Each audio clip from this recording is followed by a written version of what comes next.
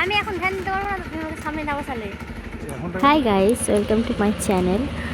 রাধে রাধে। তো আজকে তোমরা টাইটেল থাম্বনেল দেখে বুঝে গেছো যে আজকে আমি গাড়ি চালানো শিখতে গেছি। তো প্রথমবার যাচ্ছি, তো দেখো আমার বর কিন্তু জ্ঞান দিয়ে দিতে যাচ্ছে। আর বাড়ি থেকে বেরিয়ে দেখো আমরা কিন্তু মেন রাস্তায় উঠে গেছি।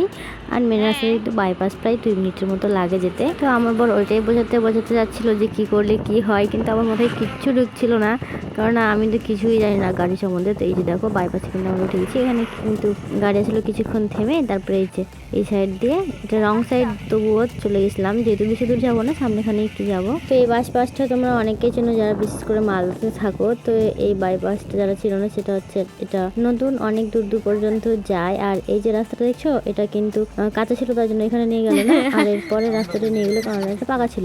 আমি এখন শিখতে এসেছি গাড়ি, তো এদিকটা শেষ আর আমরা ওই সাইড থেকে আসলাম। আমি শিখতেছি গাড়ি, আমি গাড়ি চালানো শিখতে এসেছি। কি বলছো? আমি গাড়ি চালানো শিখতে এসেছি প্রথমবার। বাইকটাও আমি স্কুটি চালাতে পারি না, কিচ্ছু পারি না। তো আমি এখন ওইদিকে যাবো, তারপর আবার ওদিক থেকে আসবো। তো চলো তোমরা ভিডিওটা দেখতে থাকো। আর আমার বর হচ্ছে আজকে আমার কি বলে এটা, কি গো, গাড়ি শিখে যাকে কে জানি, যাই হোক ও আমাকে শিখাও। তো প্রথমেই বলে দিই বিশেষভাবে সরি, কারণ আমার ক্যামেরা সেটআপটা একদম বাজে করে রেখেছিলাম, বুঝতেই পারিনি যে এরকমভাবে রেকর্ড হবে।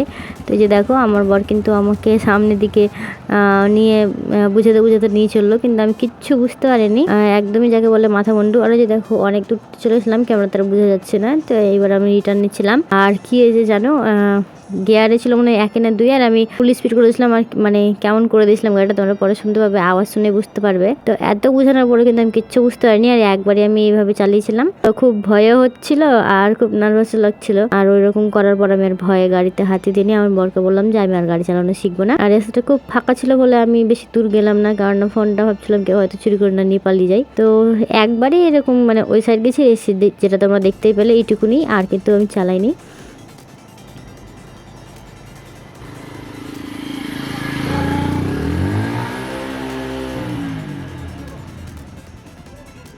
ছাড়বা, ক্লাস থেকে একটু দাববা, পেছনে একটা মারবা, চলে গেল।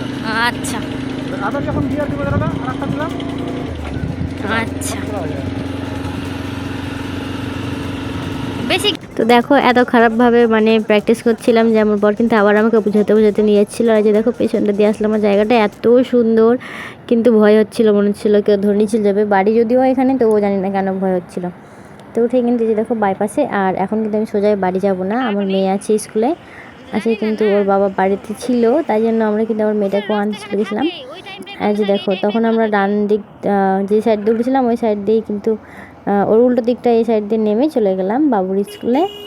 আর বাইপাস থেকে নেমে বাম দিক দিয়ে গেলে এই যেটা পড়ছে ঘোষপাড়া, তো এই রাস্তাটা দিয়ে যাবো এখন আমরা। আর সত্যি কথা বলতে আমি কিন্তু অত এক্সপার্ট না এইসব ব্যাপারে, তাই জন্য আমি ঠিকঠাকভাবে চালাতেও পারিনি। তবু যাই হোক, যেটুকুনি হয়েছে।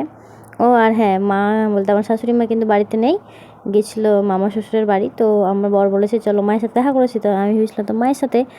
আর পরেছিলাম যেহেতু কুর্তি, তো এখানে এসে বলছে যে না মামাদের বাড়ি, তো আমি এখানে আর গেলাম না, কারণ আমার মামা শ্বশুর এগুলো পরা পছন্দ করে না। তাই রিটার্ন হয়ে এই যে বাবুকে নিতে চলে আসলাম। বাবুর সঙ্গে এই যে বাবুর বান্ধবী তিস্তা ও ছিল, তো ওদের দুজনকে নিয়ে চললাম বাড়ি।